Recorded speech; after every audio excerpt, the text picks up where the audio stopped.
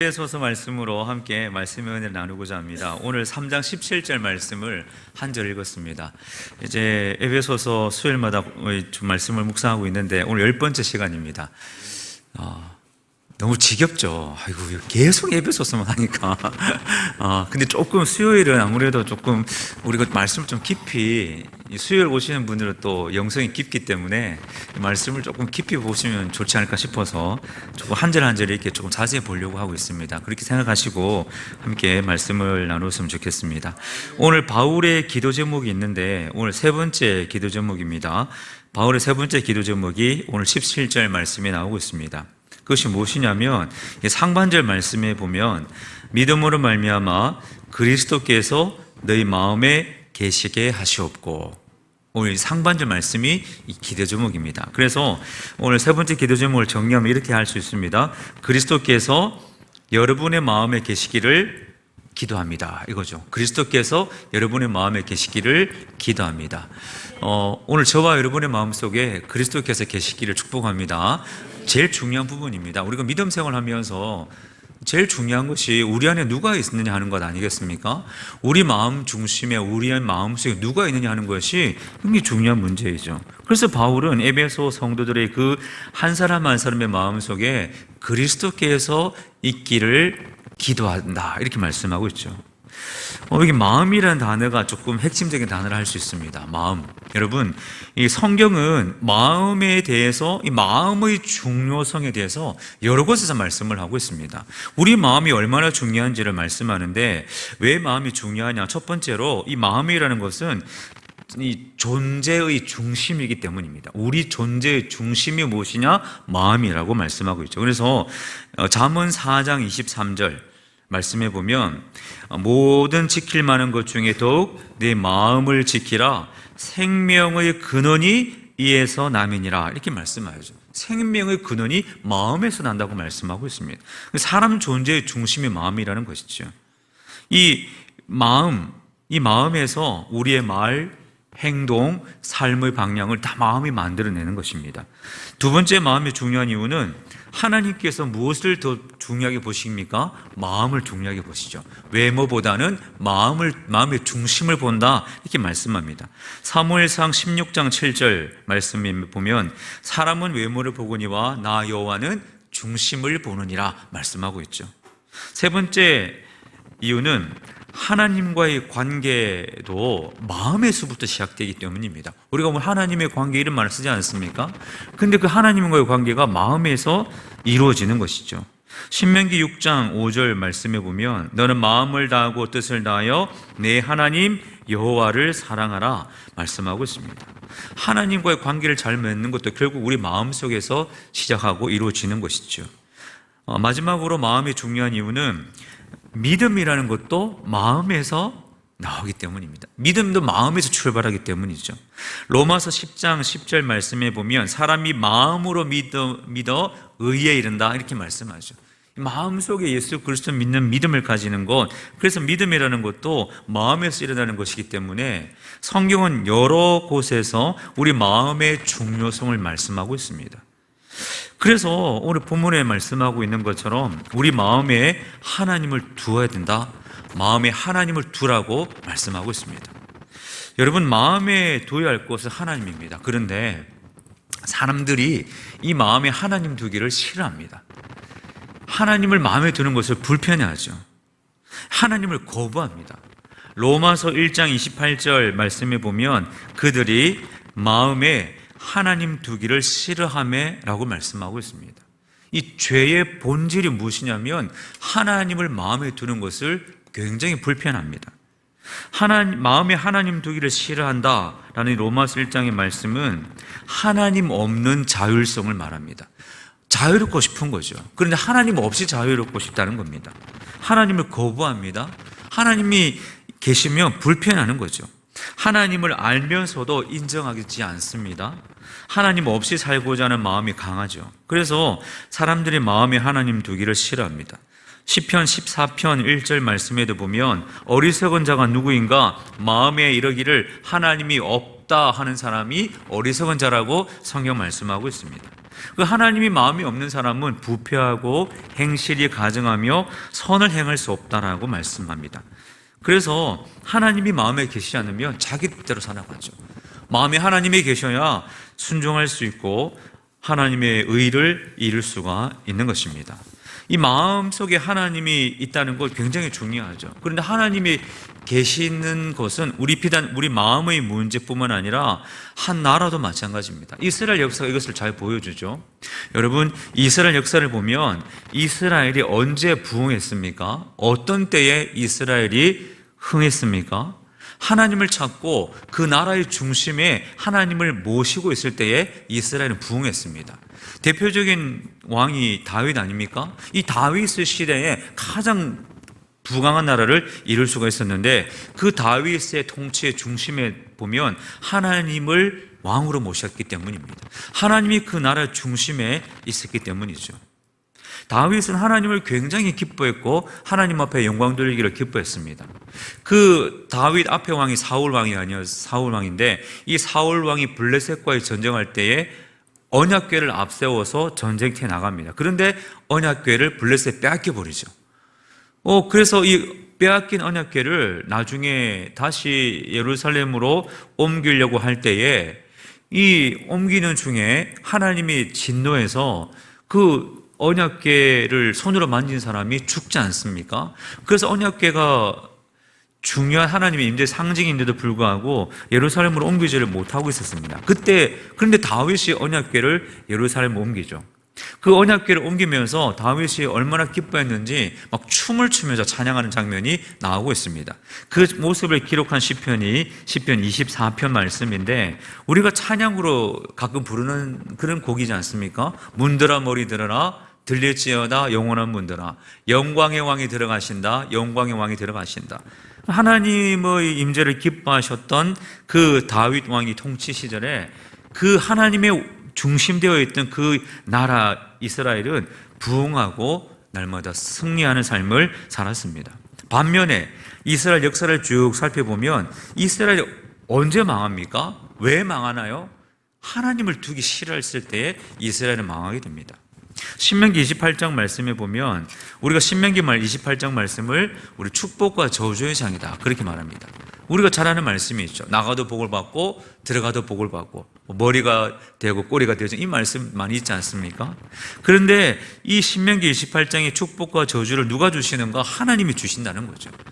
그런데 이것을 잊어버린 이스라엘의 역사는 하나님의 심판을 받을 수밖에 없었습니다. 솔로몬 왕이 죽고 난 이후에 이스라엘 남과 북으로 갈라지죠. 그 남과 북으로 갈라지면서 북쪽을 이스라엘이라 부르고 남쪽을 유다라 부릅니다. 그런데 그 북쪽 이스라엘이 BC 722년에 아수르에 의해서 멸망당합니다. 성경은 그 멸망의 이유를 분명하게 기록하는데 여호와께 죄를 범하고 우상을 경외했기 때문이다 이렇게 말씀하고 있습니다. 하나님 두기를 싫어하니까 나라도 망하더라는 거죠. 남유다도 마찬가지입니다. 남유다도 BC 586년에 바벨론에 의해서 나라가 망합니다. 그런데 그 나라가 망하기 직전에 활동했던 선지자가 예레미야 선지자입니다. 그 예레미야 선지자가 뭐라고 얘기하냐면 이스라엘 백성이 유다 백성이 어떻게 했느냐 나무를 향하여 아버지라 부른다는 겁니다. 돌을 향하여 나를 낳았다라고 얘기한다는 거죠. 나무와 돌을 우상으로 숭배하면서 하나님께는 얼굴과 등을 돌렸던 시절이 남유다의 마지막 시드기야 왕 때의 통치라고 예레미야는 지적을 하고 있습니다. 그러니까 나라도 하나님 두기를 싫어하니까 이렇게 망하더라는 거죠. 그러므로 중요한 것은 무엇이냐? 우리의 마음속에 하나님을 두는 것이 중요하다는 사실을 말씀하고 있습니다. 나라 가운데도 하나님께서 주인되는 나라가 부흥한다는 거죠. 교회는 말할 것도 없죠. 교회 안에도 예수님이 주인되는 교회가 하나님 기뻐하심 가운데 부흥하고 승리의 길로 나아가는 것입니다. 오늘 저와 여러분의 마음 중심 가운데 그리스도가 살아있고 우리 교회 가운데 예수님께서 계셔서 그 하나님이 주시는 일을 누리며 나아가는 우리 모두의 삶과 우리 교회가 될 수 있기를 예수님의 이름으로 간절히 축원드립니다. 그렇다면 그 다음 질문이 나올 수 있는 것이 그리스도께서 마음에 계신다는 것이 중요한데 그리스도가 마음에 계신다는 것은 어떤 것이냐는 거죠. 어떤 모습이 그리스도께서 마음에 계시는 모습인가 하는 것을 좀 우리가 구체적인 모습을 살펴볼 필요가 있습니다. 첫 번째로 그리스도가 마음에 계신다는 것은 우리가 예수 그리스도의 심장으로 살아간다라는 것입니다. 예수 그리스도의 심장으로 살아간다. 바울은 빌립보서 1장 8절 말씀에 이렇게 기록합니다. 내가 예수 그리스도의 심장으로 너희 무리를 얼마나 사모하는지 하나님이 내 증인이시니라 말씀하고 있습니다. 바울이 이렇게 고백하죠. 내가 예수 그리스도의 심장으로 너희를 사랑한다 말씀하고 있습니다. 나의 생각이, 나의 심장이 아니라 예수 그리스도의 심장으로 사모한다. 여기 심장이라는 말이 나오는데 이 심장이라는 이 표현은 이 원어적 의미를 좀 살펴서 보면 긍휼이라는 말이 될 수 있고요. 사랑이라는 말로도 표현할 수 있습니다. 그리고 자비, 연민 이런 단어로 표현할 수 있는 말입니다. 그러니까 바울은 예수 그리스도의 긍휼로, 예수 그리스도의 사랑으로, 예수 그리스도의 그 자비로 여러분을 사랑한다라고 고백을 하고 있습니다. 이것이 예수님께서 마음에 계실 때의 구체적인 모습인 것이죠. 내 마음으로 하는 것이 아닙니다. 내 안에 계신 그리스도의 마음으로 하는 것이죠. 우리가 내 마음으로 하려면 그게 제대로 작동이 될 수가 없습니다. 왜냐하면 내 안에 아직도 완벽하지 못한 죄성이 있고 나의 완벽하지 못한 이 마음의 자아가 잘못 작동하면 어떻게 표현될지 알 수 없죠. 그런데 그리스도가 마음에 계시면, 예수님이 내 안에 계시면 나로부터 나오는 것들은 누구의 것으로 나오게 됩니까? 그리스도의 것으로 나오는 거죠. 예수 그리스도의 심장으로라는 바울의 고백처럼 예수 그리스도가 내 안에 있으면 나에게서 나오는 내 생각들, 내 안에서 나오는 어떤 마음, 긍휼들, 그런 것들이 다 주님의 것으로 나오는 겁니다. 그래서 오늘 우리의 모두는 예수 그리스도의 심장, 예수 그리스도의 마음을 내가 품는 것이 중요합니다. 두 번째로 그리스도께서 마음에 계신다는 것은 내가 하나님의 성전이라는 것을 아는 것입니다. 우리가 하나님의 성전이라는 것을 아는 것이 그리스도께서 내 안에 계시는 구체적인 삶의 모습입니다. 여러분, 성전하면 먼저 구약시대로부터 생각할 수 있습니다. 구약시대. 구약시대의 성전은 어떤 의미가 있냐면 하나님께서 임재하는다, 그런 뜻입니다. 구약시대의 성전의 개념은 하나님께서 거하신다, 하나님께서 임하신다 라는 의미가 구약의 성전의 의미입니다. 자, 출애굽기 25장 8절 말씀에 보면 하나님께서 이렇게 말씀하십니다.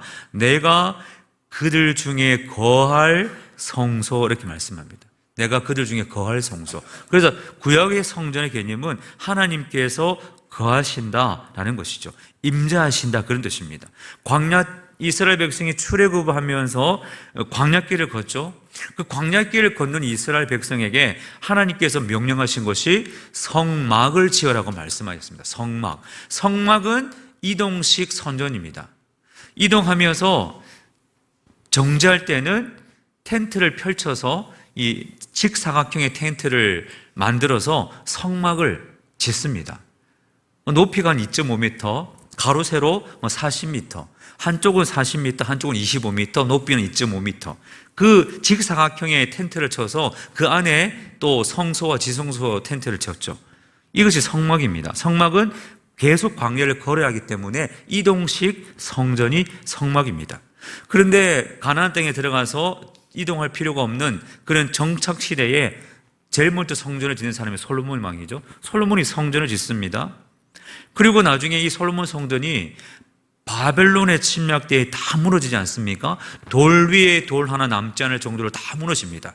그리고 포로로 끌려갔던 이스라엘 유다 백성이 돌아와서 다시 성전을 짓는데 그 성전을 이름하여 스룹바벨 성전이다. 스룹바벨이 지도자가 되어서 지었다. 그래서 스룹바벨 성전이라고 부릅니다. 그런데 성막과 이 성전, 예루살렘 성전, 솔로몬이 지은 성전, 스룹바벨 성전, 동일한 성전의 의미가 무엇이냐면 하나님의 임재가 특징입니다. 하나님께서 거하신다, 하나님께서 임재하신다는 것이 성전의 기본적인 의미입니다. 그런데 신약시대 이 성전의 의미가 신약시대로 넘어와서 바뀌는데 어떻게 바뀌냐면 그리스도의 마음이 성전이다라는 것으로 바뀝니다. 신약 시대에는, 구약 시대에는 하나님께서 임하시는 성전, 성막, 그 성전이 하나님의 거하시는 성전이라고 불렸는데, 신약 시대로 넘어오면 그 성전이 성도의 마음이 성전이라는 개념으로 바뀌는 것이죠. 우리가 이것을 알 수 있는 말씀이 구약 시대에 먼저 나오는데 예레미야 31장 말씀입니다. 이 예레미야 31장 31절부터 33절 말씀은 구약 말씀에서 굉장히 중요한 말씀입니다.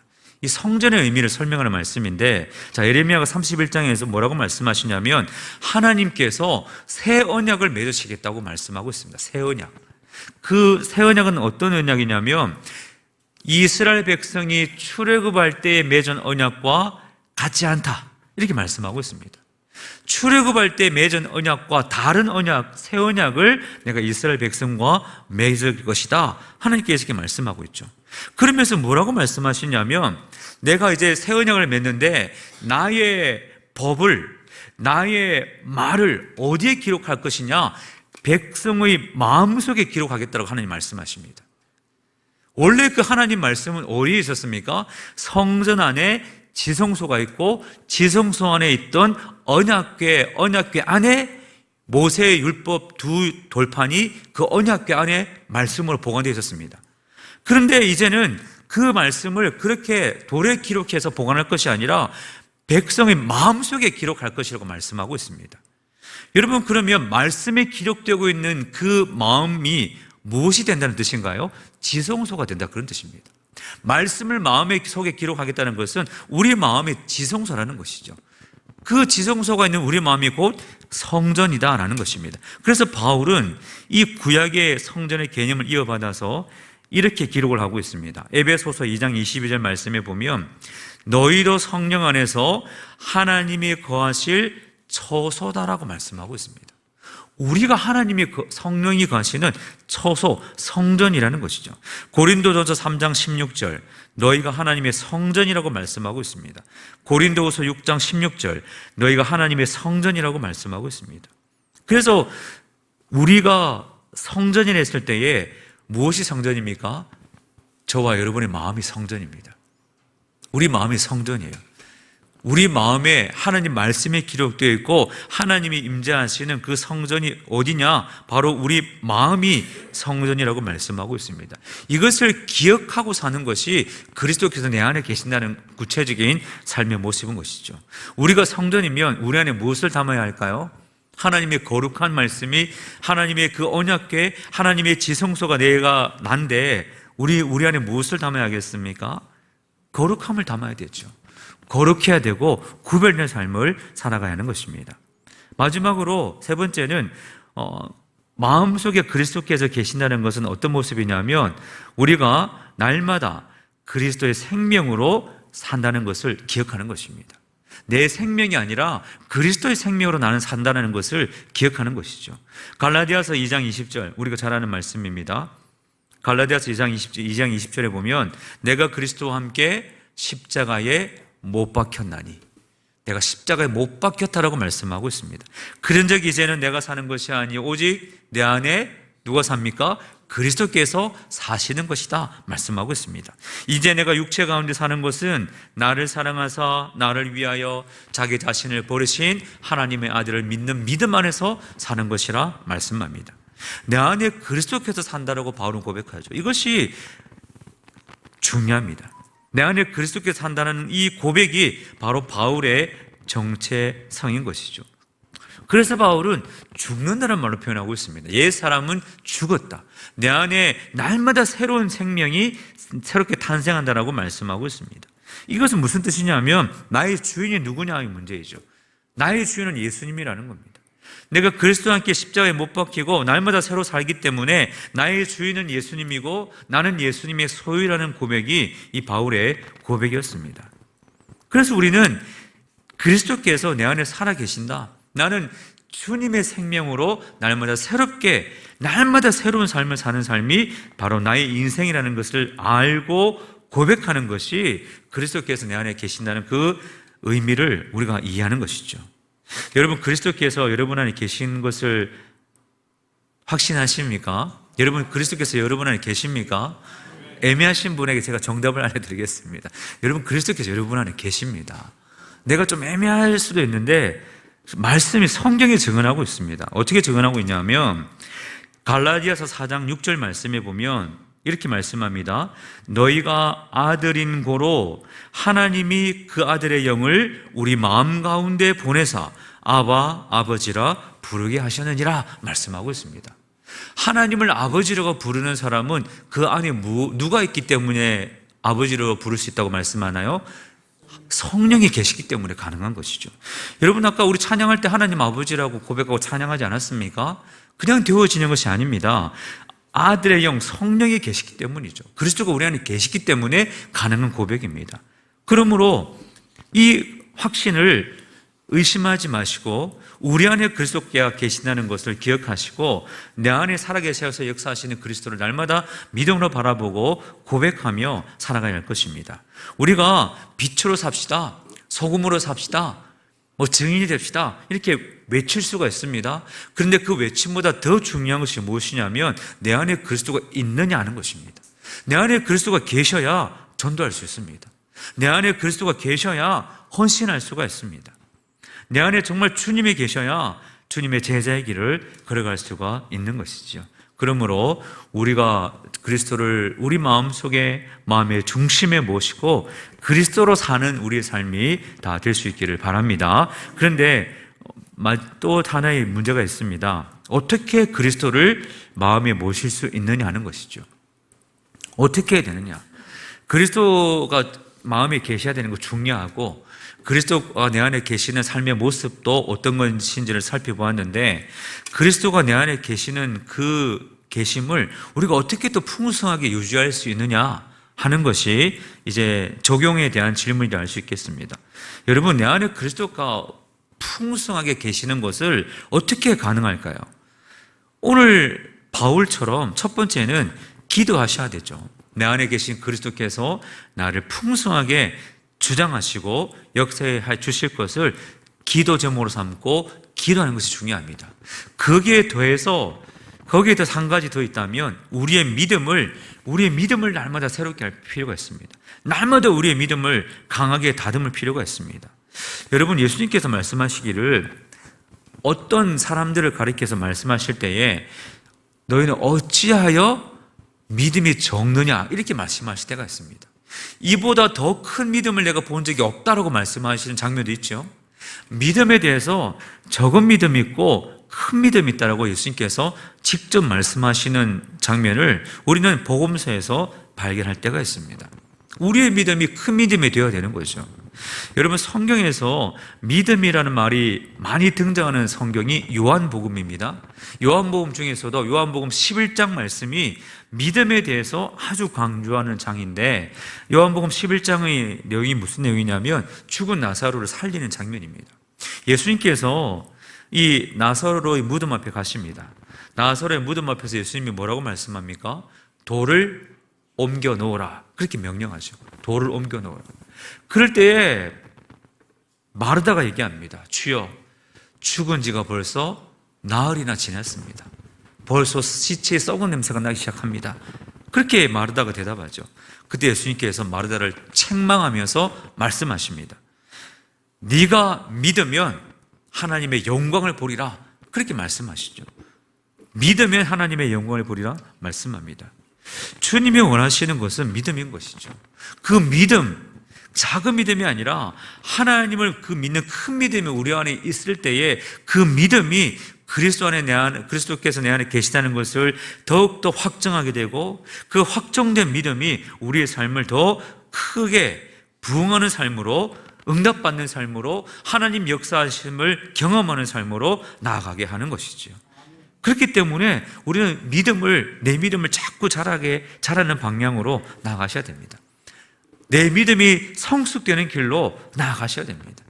그리스도께서 내 안에 계시는 것을 날마다 확신할 수 있는 삶의 자리, 기도의 자리, 말씀의 자리, 헌신의 자리로 나아가서 그리스도께서 내 안에 계심을 날마다 확신하는 그 믿음을 강하게 하고 붙들 때에 우리는 놀라운 믿음의 역사를 경험할 수 있고 하나님의 은혜를 경험할 수 있고 하나님의 살아계심을 경험하게 되는 것입니다. 그렇기 때문에 우리는 날마다 기도해야 됩니다. 그리스도께서 내 안에 살아계셔서 역사하여 주옵소서.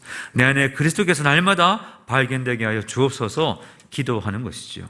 오늘 그래서 바울은 세 번째 기도 제목으로 그리스도께서 여러분의 마음속에 있기를 간절히 기도합니다 라고 말씀하는 겁니다.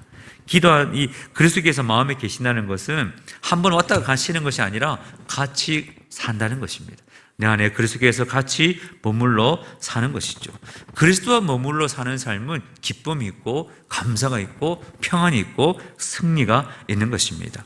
여러분, 우리 마음에 주님을 왕으로 모시고 우리 마음 중심에 예수 그리스도를 주인으로 모셔서 우리 마음이 날마다 주님으로 가득 차고 예수님으로 가득 차고 그래서 하나님이 주시는 평안, 행복을 누릴 수 있기를 축복합니다. 저와 여러분의 삶이 그리스도로 충만하여져서 그리스도로 살고 그리스도로 죽고 그리스도로 날마다 새로워지는 그 은혜를 누리시면서 주님과 함께 하나님 앞에 영광 돌며 삶을 살아가시는 저와 여러분의 모든 삶이 되시기를 예수님의 이름으로 간절히 축원드립니다. 기도하겠습니다.